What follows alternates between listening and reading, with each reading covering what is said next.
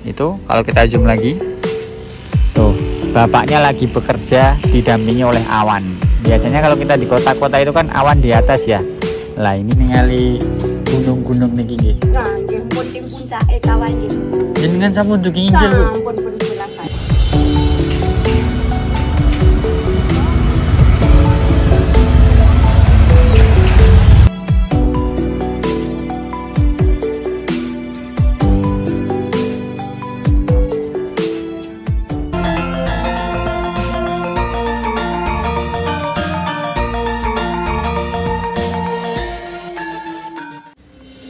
Assalamualaikum warahmatullahi wabarakatuh.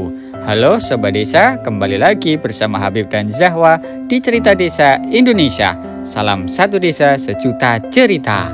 Doa terbaik selalu kami panjatkan untuk Sobat Desa dimanapun berada. Hari ini kita akan mencari cerita tentang rumah tertua yang ada di sebuah desa di lereng Gunung Sumbing. Rumah ini masih berdiri dengan kokoh ratusan tahun bersanding dengan rumah-rumah modern di sepanjang lereng Gunung Sumbing. Mereka berdiri dengan kokoh berpadu rapi menciptakan pemandangan yang sangat indah seperti di negeri dongeng. Bagaimana kondisi rumah tua tersebut dan mengapa rumah-rumah di lereng Gunung Sumbing terbuat dari batu sungai? Simak selengkapnya video ini sampai selesai ya. Kita mulai perjalanannya. Sobat Desa, ekspedisi desa kali ini Masya Allah capek banget karena kita harus menaiki jalan dengan ratusan anak tangga. Dan kenapa kita lakukan? Karena kita pengen menghadirkan sedetail mungkin kondisi desa dari desa yang kita jelajahi. Sekarang kita entah berada di lantai berapa nih? Lantai 8 atau lantai 9 dari dusun Nepal Jawa. Wah, di belakang sana itu ada bapak-bapak mau lagi pulang tuh. Coba kita tanya yuk. Kuntur Pak. Derek, jalan-jalan Pak. Antar duluan Pak. Tuh, dari setiap kita lewat tuh pasti diberi tawaran untuk mampir ke rumah beliau istirahat gitu. Wah, ini jemurannya nih. Yuk, jemuran siapa nih? Nah, di sini tuh pemandangannya semakin naik, rumahnya itu akan semakin bagus. Nih, ini salah satu rumahnya dengan pemandangan yang cakep. Kita ke arah basecamp aja kali ya. Yuk, kita coba ke basecamp ya Sobat Desa. Basecamp dari para pendaki gunung yang akan naik ke Gunung Sumbing tentunya.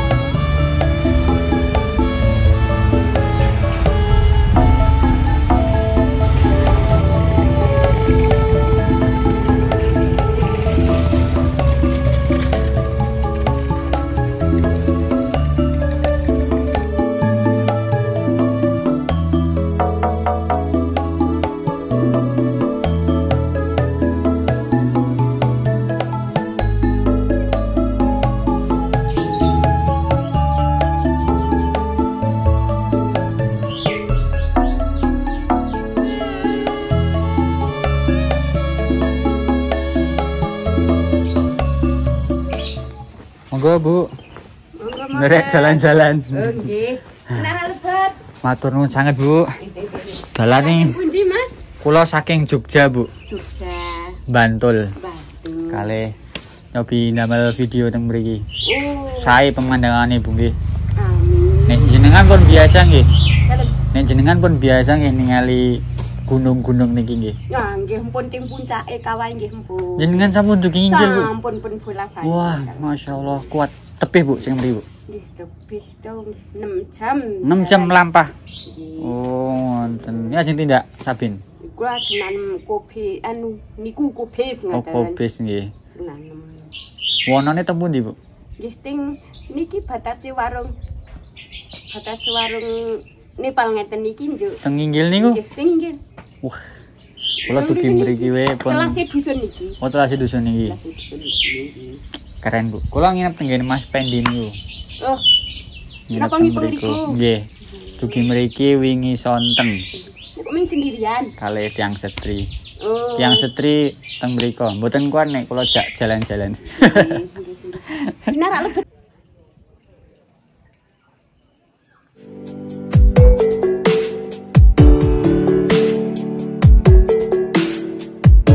Foto-foto sini foto.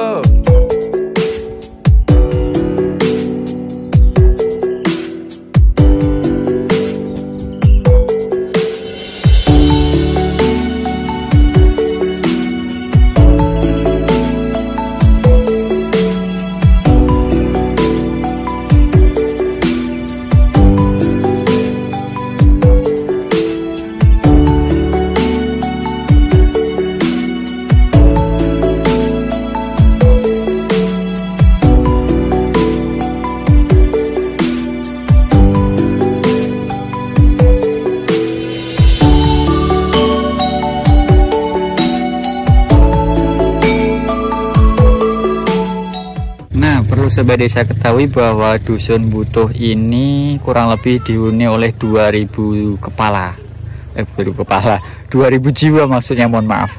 Dan di tengah-tengahnya itu ada aliran sungai nih. Ini ya semacam apa ya, sungai kecil yang berhulu di atas sana nanti akan gabung dengan sungai lain.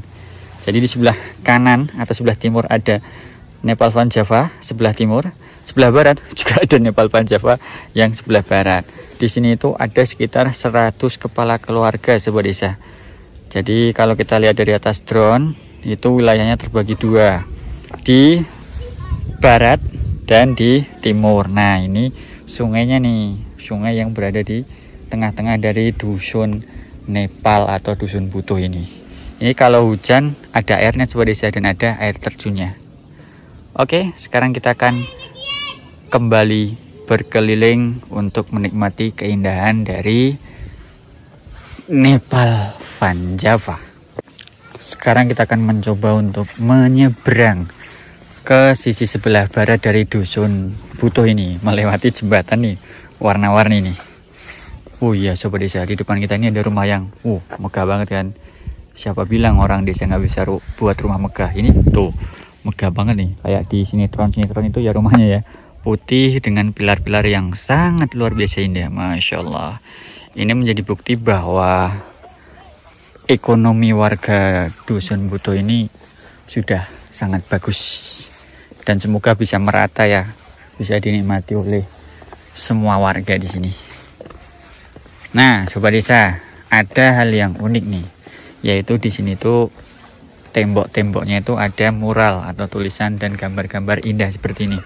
Ini ada pesannya nih, ojo lali ngaji, jangan lupa mengaji.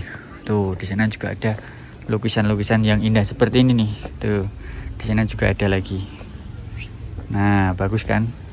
Nah ini tuh kalau dari informasi yang saya dapatkan, ini adalah hasil dari tangan-tangan kreatif anak-anak KKN yang KKN di dusun Butuh. Kemudian mereka berekspresi membuat gambar-gambar seperti ini, dan banyak banget di sebelah sana juga ada.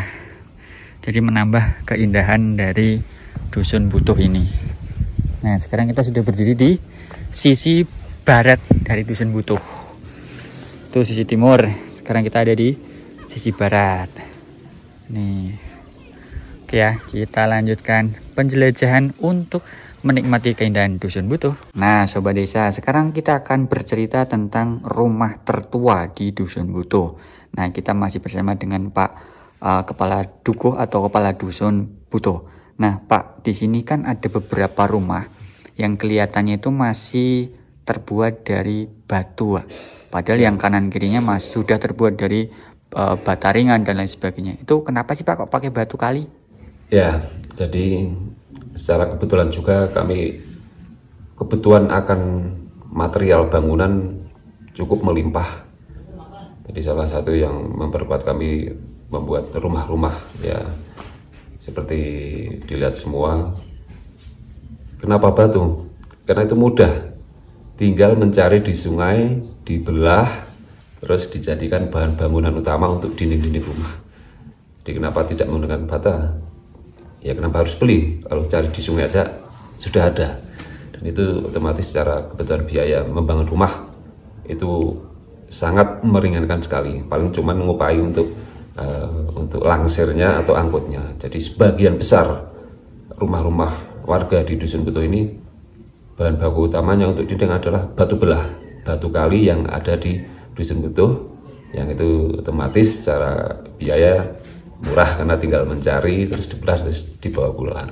Oh, ternyata begitu asal usulnya. Berarti ngambil batunya di sungai yang sebelah kanan, sebelah kiri, sebelah barat juga sama timur ada semua. Oh, ada semua karakter sungai yang ada di sini kan dari lapisan-lapisan batu. Jadi di situ ada beberapa titik yang emang aman untuk diambil batunya untuk sebagai bahan baku atau material bangunan. Dan sekarang apakah masih dilakukan penambangan itu, Pak, untuk bangunan? Sekarang sudah berkurang.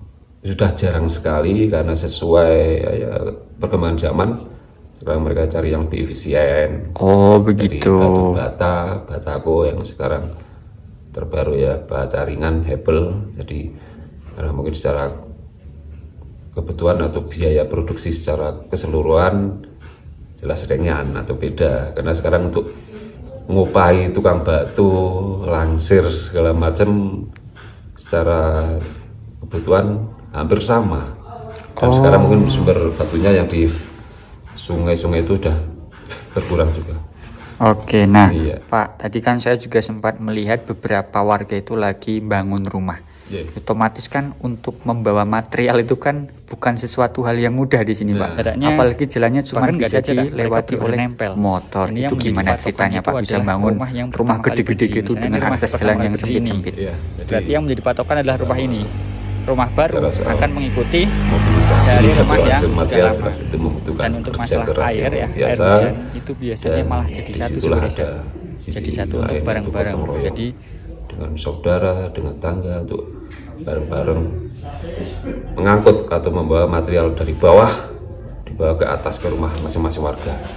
Jadi dulu sebelum ada angkutan motor kayak sekarang, dulu pada dipikul atau digendong. Nah, sekarang sesuai perkembangan zaman juga ya untuk langsir menggunakan motor khusus angkut-angkut. Jadi motor tersebut tidak hanya untuk urusan bangunan tapi untuk kegiatan pertanian juga. Jadi waktu mengolah ya membawa pupuk ke ladang, dan nanti masa panen juga digunakan untuk mengangkut hasil pertanian juga. Jadi dengan kondisi medan yang seperti ini dan di zaman sekarang ini mungkin kalau disuruh mikul atau diangkat gendong jelas sudah tidak ada orang yang mampu dan mau, makanya sekarang menggunakan sepeda motor. Oke. Nah, Sobat Desa, tepat berada di belakang homestay kita. Menurut Mas Pendi ini adalah rumah tertua di sini. Ini salah satu rumah tertua yang berada di Dusun Butuh. Lokasinya tepat berada di bawah puncak Gunung Sumbing. Coba kita deketi ya, Sobat Desa. Jadi menurut Mas Pendi dan menurut penuturan beberapa warga disebutkan bahwa bangunan di depan kita ini adalah salah satu rumah tertua yang masih bertahan hingga sekarang dari Dusun Butuh ini. Seperti yang kita lihat, arsitekturnya seperti ini. Dari jendela hingga pintu semuanya terbuat dari kayu dan penuh dengan kaca. Jadi kita bisa melihat pemandangan lebih luas lagi. Serta di samping kanan kirinya itu banyak sekali tanaman bunga, Sobat Desa. Masya Allah. Ini kalau ibu-ibu pasti suka nih punya rumah kayak gini nih. Di sampingnya ada taman bunga. Nah, di sini ada rumahnya. Dan seperti yang Sobat Desa lihat, rumahnya ini masih menggunakan material kayu, Sobat Desa. Nih, ini kayu. Coba kita deketi ya. Ini kayu nih, Sobat Desa. Dan ini menggunakan sistem kuncian seperti ini. Nggak ada paku nih. Oh, ada ya, tapi nggak begitu banyak. Sampai bawah sana, sampai belakang sana itu kayu semua. Nih, di bawahnya juga dari kayu nih, Sobat Desa. Ini masih sangat orisinil. Tuh, kayu semua nih, Sobat Desa. Ini dengan ornamen-ornamen tumbuhan seperti ini. jadi makin cantik tuh. Sampai belakang sana itu masih dari kayu sobat desa. Oke, sekarang kita geser ke sebelah sini. Untuk atapnya sendiri ini terbuat dari seng, dan di bawahnya itu tetap menggunakan kayu nih sobat desa nih. Wah, semoga rumah ini tetap bisa dilestarikan ya, biar orang-orang tahu bentuk rumah orang butuh, dusun butuh tuh seperti apa. Masya Allah, keren. Nih sobat desa, di dalamnya ini kata Mas Pendi itu jadi warung, cuman warungnya sekarang tutup. Tuh di dalamnya pun ornamen-ornamennya dan perabotannya masih menggunakan tempo dulu tuh sobat desa. Masya Allah. Assalamualaikum. Nih ya, kalau yang sini sama ya, ada kursi dan lain sebagainya. Wah, sayangnya warungnya tutup sih ya sobat desa. Nih, padahal keren banget kalau kita berkunjung ke sini nih.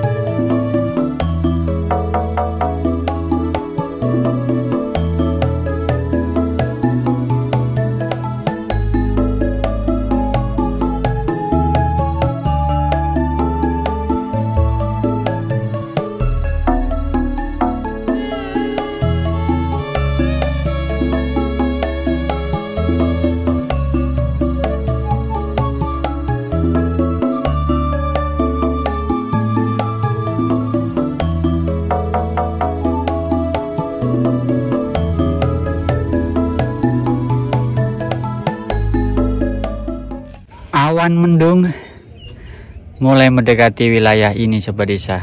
Wih, ada mbah-mbah tuh. Coba kita zoom ya.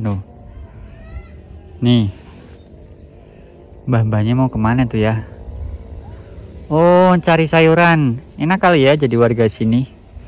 Kalau mau buat mie, butuh sawi, tinggal ke belakang metik. Masya Allah, keren banget desa ini nih. Ini saya istirahat dulu ya sobat desa. Capek banget. Tapi semua capeknya itu terbayar dengan keindahan dan juga cerita unik dari Nepal Van Java ini. Keren, saya salut. Orang-orang sini tuh masih menjaga kearifan lokalnya, masih menjaga adat istiadatnya, terutama adab untuk menyambut orang asing. Beliau tuh sangat ramah dan juga baik. Keren banget lah. Ini salah satu bukti bahwa masyarakat di Nepal Van Java ini masih melestarikan warisan dari nenek moyang mereka. Termasuk nih ya, termasuk dari segi mata pencarian. Itu kalau kita zoom lagi, tuh bapaknya lagi bekerja didampingi oleh awan. Biasanya kalau kita di kota-kota itu kan awan di atas ya. Lah ini warga di sini sudah terbiasa bekerja bersama awan. Insya Allah.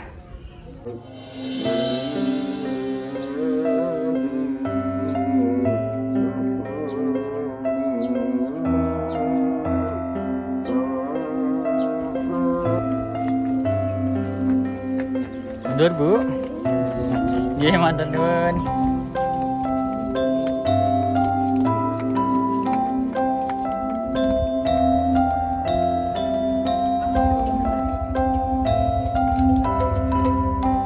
Masih banyak keseruan yang akan kita temukan sepanjang perjalanan ini. Banyak keindahan alam desa dan kekayaan warisan desa yang belum terungkap. Maka pastikan untuk mengikuti episode selanjutnya ya, agar sobat desa bisa mengetahui lebih banyak tentang keindahan alam desa dan potret kehidupan warga desa. Jika sobat desa mempunyai keinginan khusus atau bahkan saran nama desa yang layak untuk kita jelajahi, silahkan tuliskan di kolom komentar ya. Saya Habib dan Zahwa dari Cerita Desa Indonesia mohon pamit undur diri. Sampai jumpa di episode selanjutnya. Dadah.